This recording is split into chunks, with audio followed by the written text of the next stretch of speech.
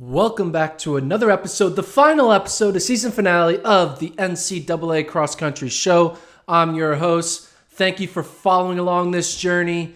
And you probably already know the NC State women and the NAU men are our national team champions, along with the BYU duo of Whitney Orton on the women's side and Connor Mance on the men's side. Great races all around. The women's race, we had that 4-team battle. We had Orton going up against the other undefeateds in Chilangat and McCabe. We also had on the men's side more than 4-team battle, 6 teams that could have won it. But NAU, like they always do, found a way to get it done. Wins kind of convincingly over an Iowa State team. And last but not least, we had our champion, Connor Mance. 2 in a row. Very impressive. We haven't seen that in a while. I mean, I guess we have from Edward Cheserek. He did it 3 times in a row. But anytime you win more than one, you kind of go in the record books. And Connor Mance is going to go down in the record books as one of the greatest NCAA cross-country runners we've seen. He likely is going to go pro, even though he could come back for another year because everyone got that extra year because of COVID. But I don't think he's going to do that. He's done his fair share at the NCAA level. It's time for him to go to, hopefully, the roads. Do the roads, Connor. Just do them. Anyway, let's break down what we saw on Saturday in Tallahassee. I'm going to break down kind of my initial reactions to the results, what I thought went well for certain teams, what didn't go well for other teams. But then the bulk of this episode is, we're doing it. It's time for the way too early 2022 rankings, projections, podium team predictions.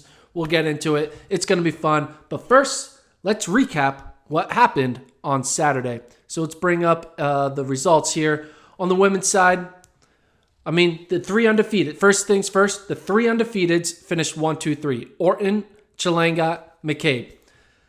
And this is what I was just actually thinking about this. Whitney Orton won a national title without running at the regional.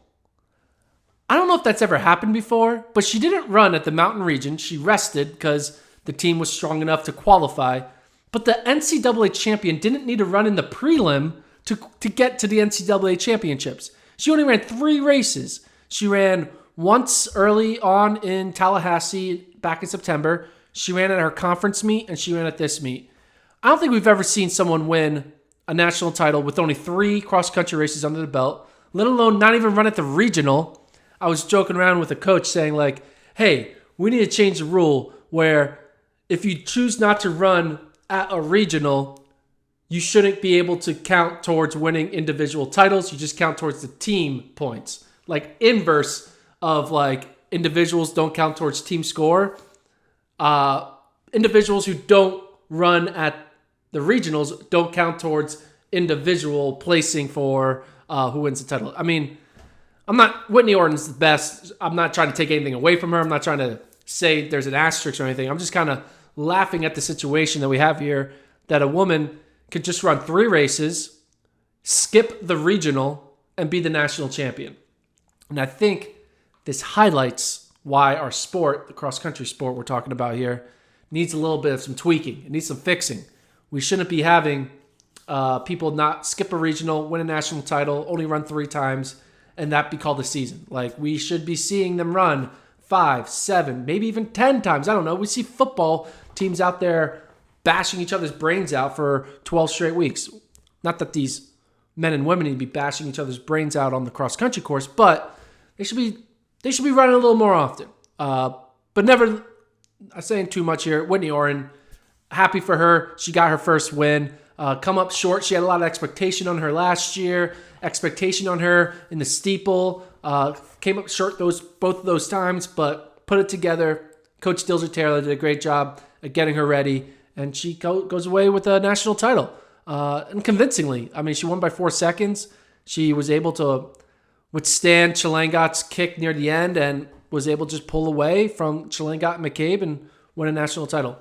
Other people I kind of want to give a highlight individually. Very impressed by the Notre Dame duo of Maddie Denner and Olivia Markovich.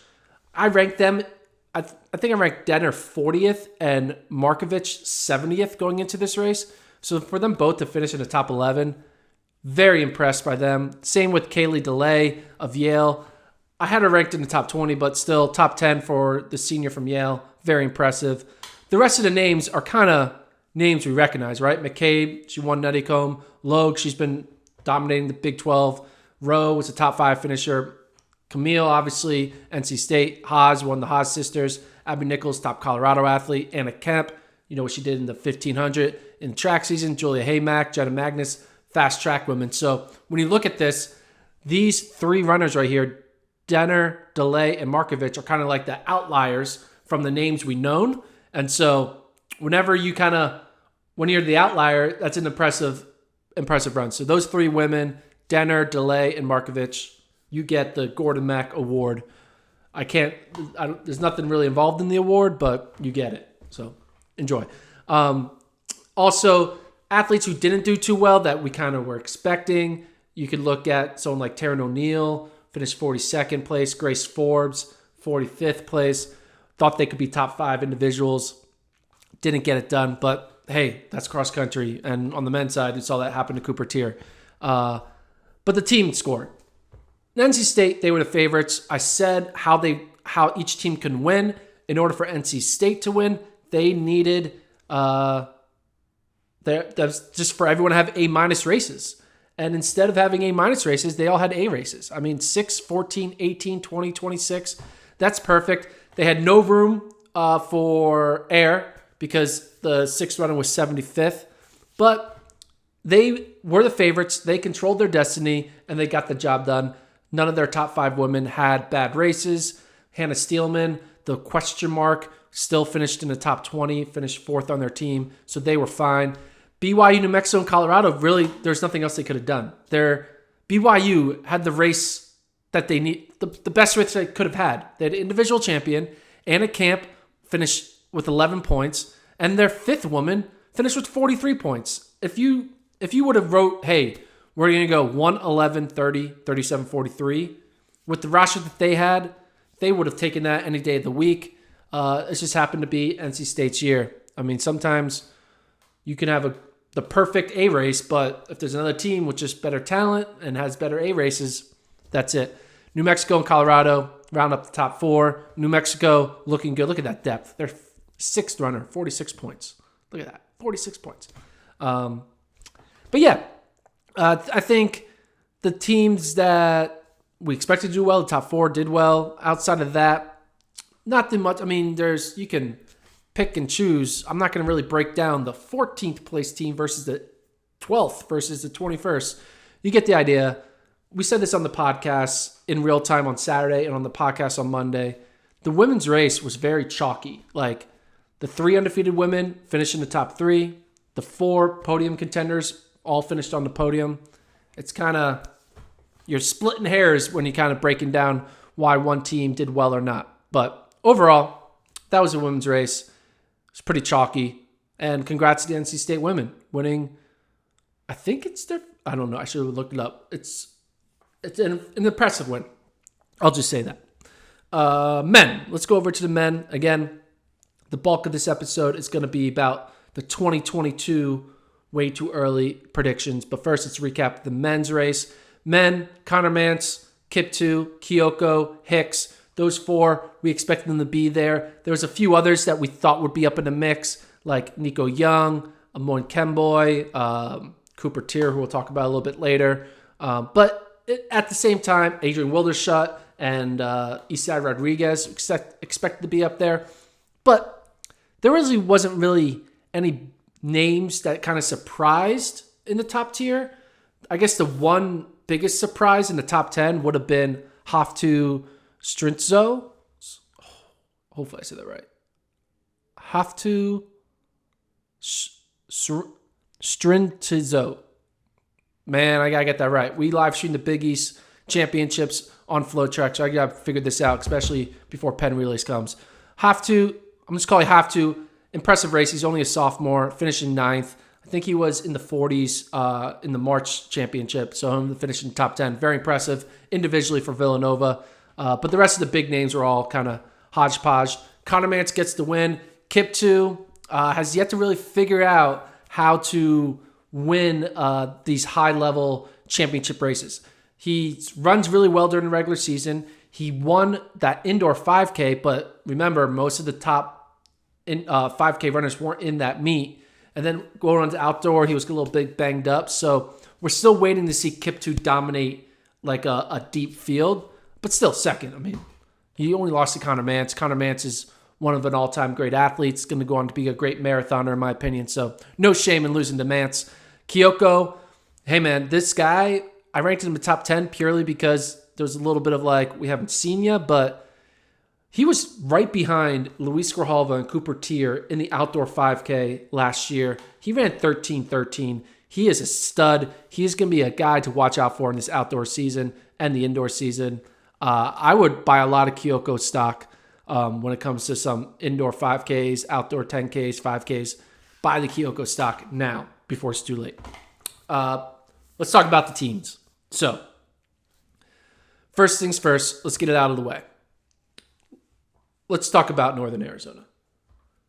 They win 92 points to 137, so they won by about 40-ish, 40 to 50 points. They won 5 titles in 6 years. Now, some say that's never been done before. It's actually has been done before, only twice in the history of cross country. That goes back all the way to 1938. These are the other 2 teams who have done what NAU just pulled off. UTEP from 75 to 81 won 6 in 7 years. Arkansas from 90 to 95 won 5 in 6 years. And now NAU from 2016 to 2021 has won 5 in 6 years. NAU is basically now 1 win away from basically tying UTEP to become the greatest dynasty we've ever seen. A lot of people may think we're already seeing the greatest dynasty, and people may not appreciate what UTEP did back in the 70s because a lot of the people who are watching cross country now, who are in it, weren't even alive then. But just because it happened in the past in black and white doesn't mean it doesn't count. But UTEP still the cream of the crop, but NAU is on pace, is in the running to potentially tie, if not pass. And we'll get into a little bit about NAU's future later on this pod. But first of all, what we're seeing is history. We need to appreciate it. This is not normal. What NAU doing is not normal. It's weird. It is crazy. It is impressive. It is mind-blowing. It is incredible. It is mind-boggling. I had a text. I've been saying this on the past 2 pods. I had a text message with someone within the NCAA cross-country scene, and I remember at the beginning of the year looking at Oklahoma State returning their guys, Notre Dame returning their guys. I was like, if NAU finds a way to win this year, they're never going to lose. Now, I'm not going to say they're never going to lose because they lost in 2019, a year we thought they were going to dominate. So losing happens, but NAU right now, losing is not a common thing. They just keep winning and winning and winning. And right now are on pace to pass UTEP as the greatest dynasty in men's cross country, going back all the way to 1938. So got that out of the way. NAU dominating. How did they dominate? I've been saying this. I said that Oklahoma State controlled their own destiny. And looking how, I did the math, looking at how the results played out, that's exactly what happened. Now, some people you can't prove that, but hear me out. Oklahoma State controlled their destiny. You look at how they finished. ECI Rodriguez, he scored 19 points. That guy, he should have been top 5, right? Based on the way he was running, so that's 15 points right there. Shea Foster and Victor Schitsma, they ran basically an A race. So you can cross them out. Ryan Smeaton, he was capable of finishing in the top 30. In fact, you could argue Smeaton should have been their number 3 runner. So if Smeaton should have beaten Foster, you could argue that Smeaton should have lowered his score by about 30 points. So now we're up to 45 points that he should lower.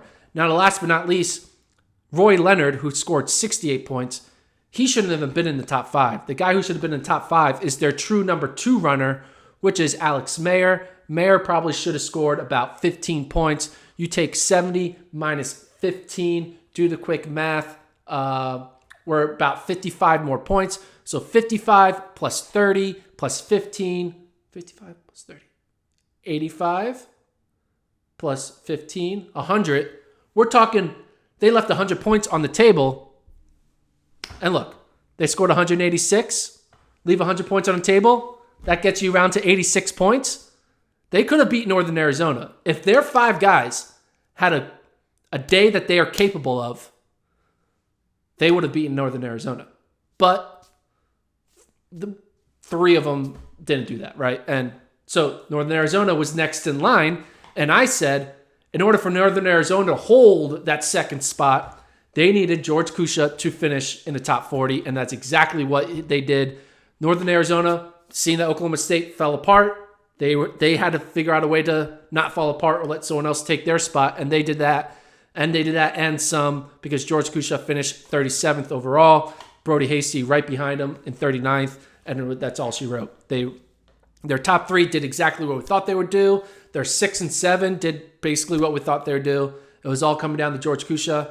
Big Ten champion at Nebraska. He's had back-to-back really bad NCAA championships. He did finish 55th as a freshman, but now he's kind of rewrote his story. He, after having back-to-back bad NCAAs, he comes here with the 37th finish, and he is the main, if he is the only, not the only, but the major reason NAU was able to take advantage of the opportunity that Oklahoma State gave them, and there you go. They win.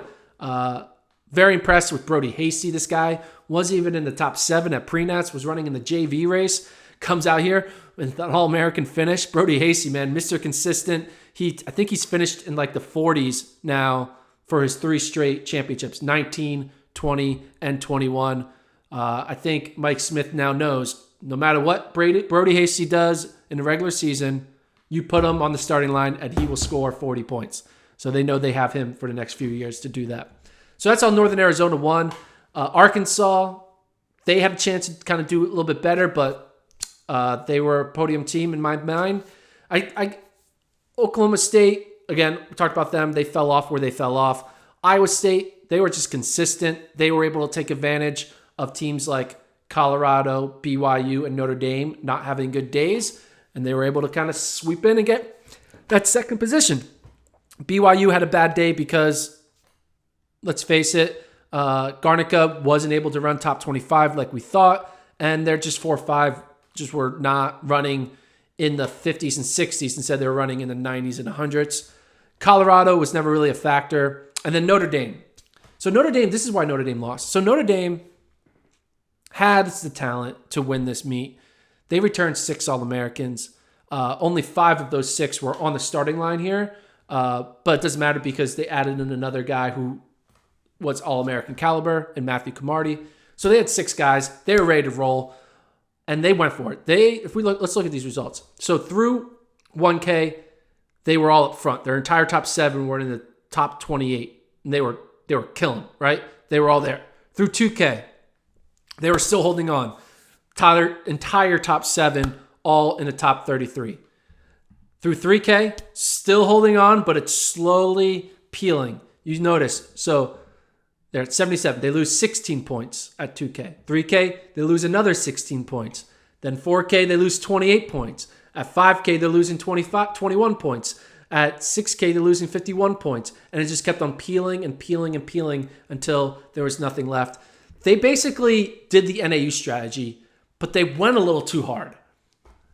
Let's look at through 2K. I think 2K is a really good marker to kind of see where you stand.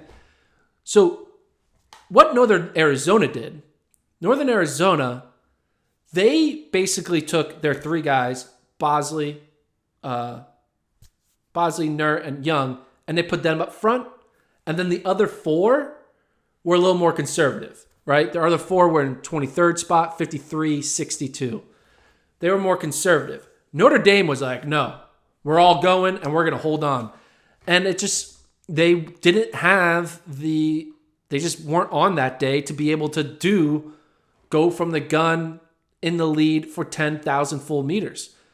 And I think they kind of overestimated the pace. They overestimated their ability, and they paid for it. But you got to respect it, because what Notre Dame did, Notre Dame ran the race to win. And they basically were either going to win or finish like 8th. And that's and they would rather know they went for the win and finish 8th, then not go for the win and finish another 2nd or 3rd and have the would have, could have, should have.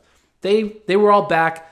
Yair Nuguse came back from qualifying from the Olympics. They were all in. They were like, we're not here to run for 2nd. We're here to run for 1st. And they set that standard through the first 2 to 3K, but it just wasn't their day, and they fell apart. And that happens, right? It's running. A team that didn't run for the win and was more running for podium was a team like Iowa State, right? Iowa State, let's look at this. Through 1K, do you see Iowa State? They were 9th through 1K. Through 2K, Iowa State was 10th. 3K, Iowa State was 7th. So they were just like then 6th. They were slowly moving up, then 3rd. And then they got to the halfway point, they were then established where they needed to be. And that's basically Iowa State basically took the opposite strategy as Notre Dame. Notre Dame took the L from it. But hey, it happens. That's what makes Northern Arizona's win even more impressive, is because teams that are stacked like Notre Dame and Oklahoma State still weren't able to capitalize. I do want to say this though. I said this on the past 2 podcasts. I'm going to say it one more time on this 3rd one. I did do a fun analysis. I do a lot of algorithms to try to figure out teams' highs and low finishes, where they feel like they can, their best case scenario, worst case scenario. And I have this algorithm where I take pre-nats and nutty comb results, do this fun little algorithmic merge, not just purely on time or place. And I did this analysis on the 2019 results, and it outputted a result of BYU, NAU, Colorado. I was like, that's weird. No one would have predicted that order, but this algorithm did, and that's what actually happened. So the night before the race, I did the same thing with these results. I merged nutty comb and pre-nats, and I found a way to input Oklahoma State and a couple of the missing Notre Dame men, and it outputted NAU, Iowa State, and Oklahoma State. I sent it to the coaches, and they laughed. They're like, okay, cool. We'll see what happens. And this is exactly what happened. So let it be known. I have the text to prove it. Should I bring up the text? Here's the text. This is from, okay, last one. This was me showing that it worked for 2019. And then I sent the text saying this is what 2021 outputs, NAU, ISU, Oklahoma State. And that's exactly what happened. So trying to give myself a little credit there. In the end, last but not least, before we talk about way too early, this podcast is going a bit long. Cooper Tier, got to give this guy no shame in what he did. It happens. That's what's crazy about cross country. Who had the 4th place finisher at the Olympic trials, the NCAA 5K champion, the 13:13 5K PR, 350 miler, finishing 247th place. It's just wild. That's cross country for you. You saw at the finish line, his legs just locked up, and he couldn't move. He was basically immobile. He just basically was paralyzed from the waist down. Luckily, he was still able to get back up and without being disqualified by being touched by another athlete. And he has a wild story now and wild splits, because it's just like 307K and then a 622K. So I can at least say maybe I would have able to beat him in that final K, but probably not, because he's a world-class athlete. Probably not. Anyway, Cooper Tier, big things ahead from him. He's going to make the Olympics. He's going to make world teams. I'm sure this will be a funny story for him to look back on 5 to 10 years from now. Now, one last thing. Now that NAU has won 5 titles in a row, I feel like Mike Smith is the Greg Popovich. Not 1, 2, 3, 4, 5. 5 titles. I don't know what this is. This is another GIF. Anyway, just thought it was interesting. Funny GIF. I don't know. This podcast is kind of getting a little crazy. Let's get into what you guys are here for. You hopefully fast forward to this part. The way too early 2022 picks. And it's not, I'll tell you right now, it is not the order of this year. It's not NAU, Iowa State, Oklahoma State, Arkansas, and NC State, BYU, New Mexico, Colorado. It's not that, because It isn't. And I'll tell you why. First reasons why. I did an analysis before we show these. I took the March championship. I removed all the athletes who did not compete at the 2021 championship, the one that just happened on Saturday. And if you just take the 2020 results, the March championship results, with only athletes that ended up competing a second time on Saturday, and you look at the results of that and you like score it, and add Shea Foster to Oklahoma State, the score becomes Notre Dame like 88 points, Oklahoma State 99 points. I believe Stanford gets third. Northern Arizona is like in fourth with 160 some points. And basically what it showed is when you look at a previous year championship and just remove seniors and just look at the results and rescore it with everyone gone, it is not what's going to happen, because you're going to have people who finish 20th one year and 150th the next year. You're going to have people who finish 150th one year and then 20th the next year. And I think that just goes to show, not even a year apart, we're talking March to November, there were athletes who had drastically different results. And that's because different course, different pace, different situation, different training block, different everything. You can't just remove seniors and say, hey, you got 10th last year, you're going to get 10th this year. And everyone's going to do exactly the same. And that's why there was question marks with NAU a bit, because let's be honest, they lost two of their All-Americans. They had to replace them with two other guys, in Theo Quacks and George Kusha. Quacks, who only finished 150th. Kusha, who's coming off of finishing in the 200s. But they got it done. And that just shows coaching. That shows a little bit of luck. It shows just the culture at NAU and the training and Flagstaff. Anyway, time for the way too early podium picks. We'll start with the women. I have blacked it out here. We'll reveal in sections. The number 4 team in my 2022 way too early team projections is the Colorado women. So what I have here is I have their NCAA championship finish over the past 4 years, and DNS if they didn't run or they just weren't in school yet. And if you notice, my 4th team really doesn't have that much experience. They only have one runner who finished All-American, and Emily Covert, finishing 31st. But this kind of shows there's not going to be a lot of teams with a bunch of returners who've run multiple championships, multiple times in the top 80 or top 100. It just isn't happening. And Colorado, they just have, they have the history. They got Mark Wetmore, and they're my 4th team, led by Emily Covert, who is going to be a sophomore and just coming off a 31st place finish. I think the fact that Colorado's here shows that there really isn't another team out there that just is returning a bunch of top-tier runners. And so Colorado just gets it because tradition and, some of these women have ran well at the pre-national level. Some have run well at the Pac-12 level, so that counts for something. Number 3 team. Now, this is my fun one. I'm going back on the train. Time for Alabama women.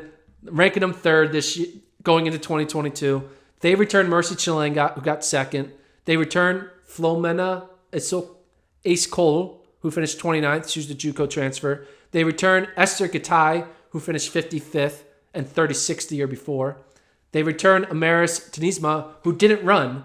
She was 3rd in the March championship. She didn't run.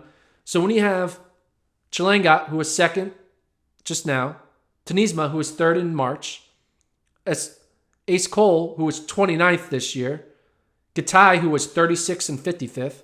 It's an incredible top 4. And I'm back on it. Jamie Reed, that's their wild card 5th. She's run a pretty good indoor season once. She ran a fast cross-country race in 2020. I just think you have to put Alabama there. There's no other teams out there that are showing enough depth or anything impressive on paper that warrants them to be ranked above Alabama. So, and who knows, Alabama might find another transfer, get some freshmen coming in, and all of a sudden they have their 5th, and that's all she wrote. They're the scariest team, in my opinion, because they're the biggest wild card. They got their 4 returning. Alabama women, number 3 in my way too early podium teams. Number 2, going with the defending champions, NC State women. They return 3 All-Americans in Kelsey Camille, Caitlin Tui, Samantha Bush. Camille will be going for her 4th straight All-American finish. She finished 22nd, 9th, 6th. Based on that trajectory, she probably will finish top 5 in 2022. Tui went from 24 in 2020, 15th in 2021. So she's probably on pace to be a top 10. Samantha Bush, likely to be top 30. And then there's a little bit of a question mark on their 4-5, but don't forget, they got great recruits. They got someone like Marley Starlipper, who hasn't run for them yet. They have other bullets in the chamber who weren't even at this race. They're going to be in contention. They're going to be, maybe even co-favorites to win in 2022. And who are they co-favorites with? They are co-favorites with the New Mexico Lobos. Emma Heckel, 18th on Saturday. Gracelyn Larkin, 21st on Saturday. Abby Goldstein, 47th on Saturday. Transfer from Harvard.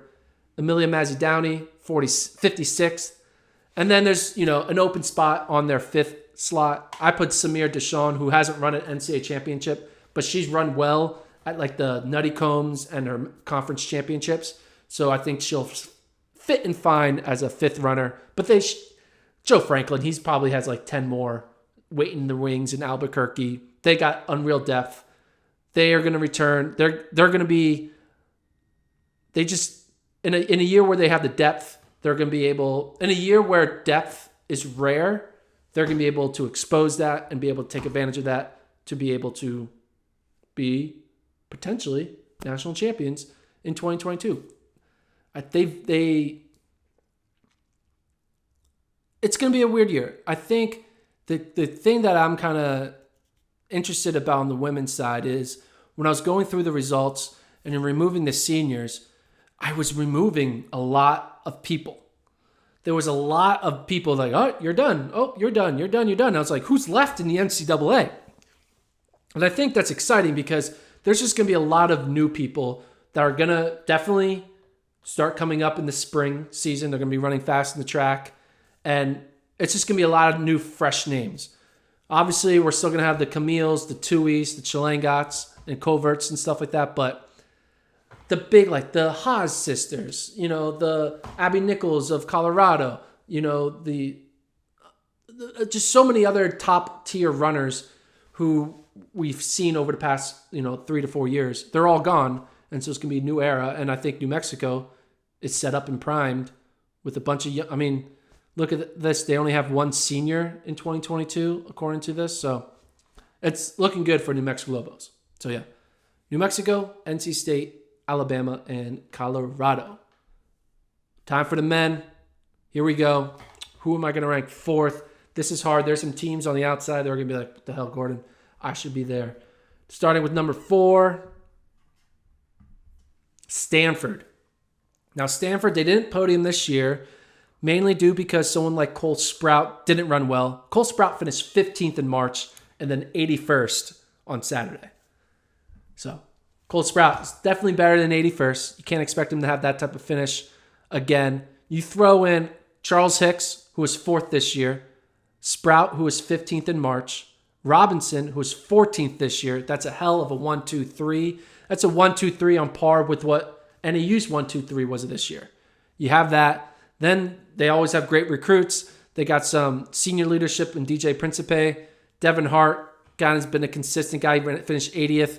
He's going to need to improve a bit, but once you remove people who graduated, he'll move up the ranks. Stanford with a strong trio up front is why they are going to be my 4th team going into 2022.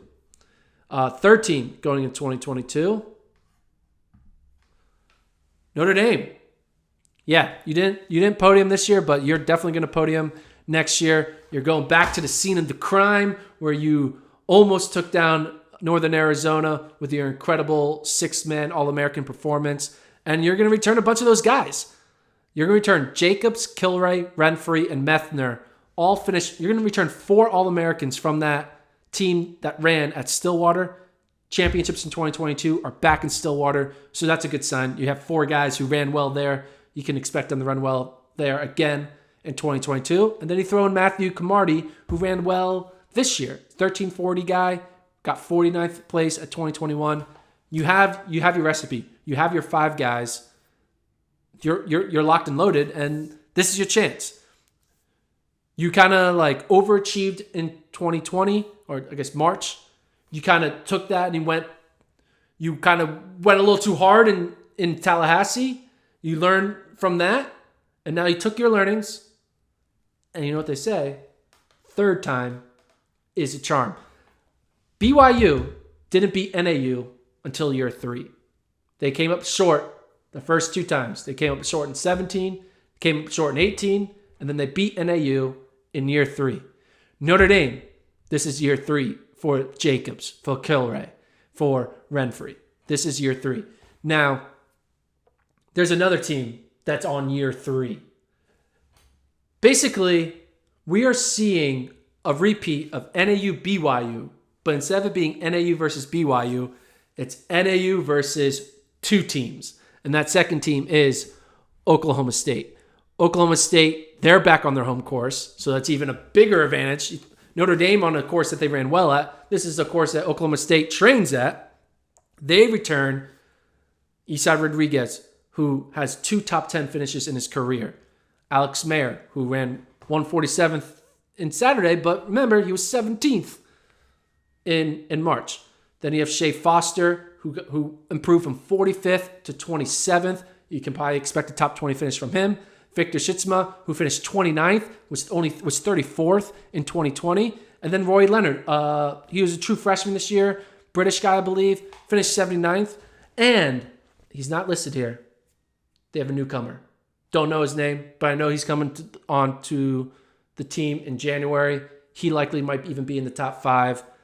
You throw that all together, they are poised to potentially get it done.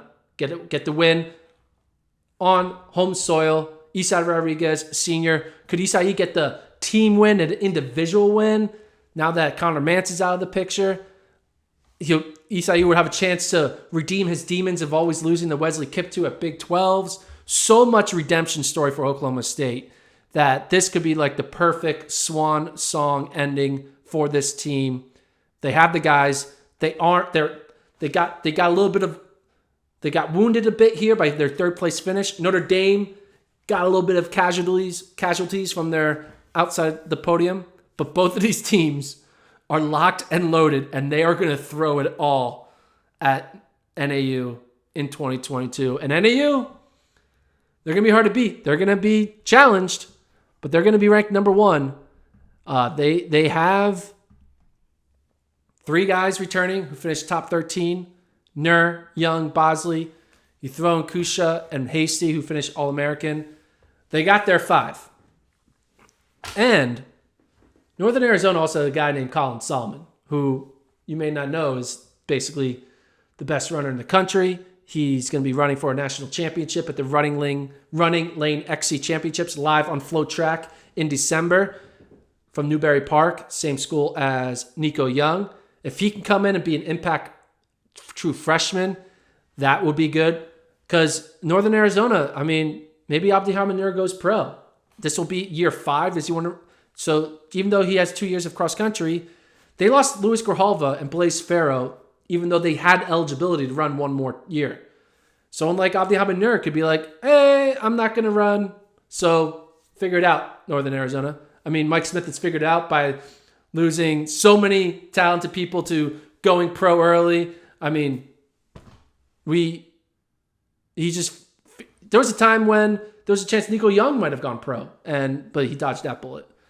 Anyway, Northern Arizona, they're number 1. Makes sense. But they're not invincible. There are 2 teams, maybe even 3, who are going to throw everything at them in 2022. And they're going to be on enemy's ground. They're going to be on Oklahoma State's home turf. They're going to be on the turf that Notre Dame ran well at. And Northern Arizona is going to have to bring it all to continue this crazy streak to try to go for 6 and 7 years. That is the podcast. Like, subscribe. We are going to be changing the name of the show to a different name starting sometime in January. And if you can get a hint, it might be called the NCAA Track and Field Show. See you next year.